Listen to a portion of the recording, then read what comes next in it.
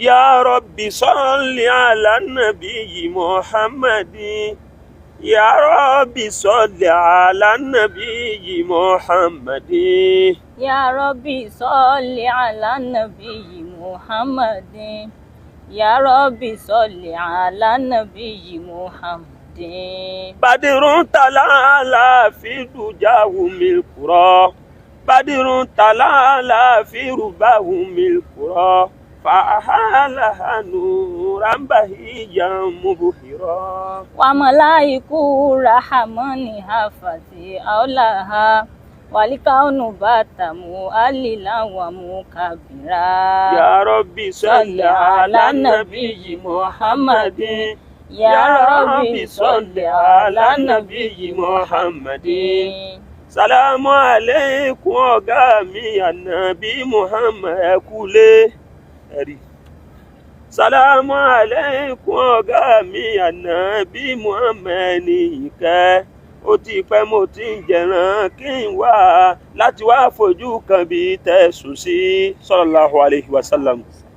Òṣùpá ọjọ́ kẹrìnlá lẹ́yìn òṣùpá ọjọ́ kẹrìnlá lẹ́yìn kò mọ̀ ṣe dọ̀wọ́ bò kárí ayé. Àsàlátù tá à ń ṣe tọ̀sán tòru ló gbé wàhálà wa mọ ọpẹ́ rẹ̀ wá.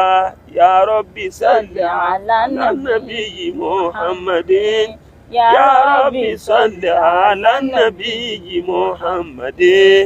Allahu arsalakum ilayna rahmatan mọ́dọ́là mọ́tẹ̀bí àti òótọ́ òfótọ́ ká. Owó Ọlọ́run ló ra ànábì wa kò mọ̀ jẹ́ ìkẹfà wa aráyé.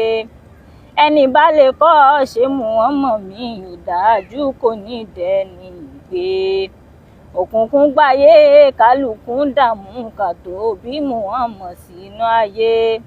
Kẹ́rẹ́ tí Muhammad wọnú ayé ọmọ Àmínà gbé mọ́lẹ̀. Ya Rabbi salli ala nabiyyi Muhammadin ya Rabbi salli ala nabiyyi Muhammadin.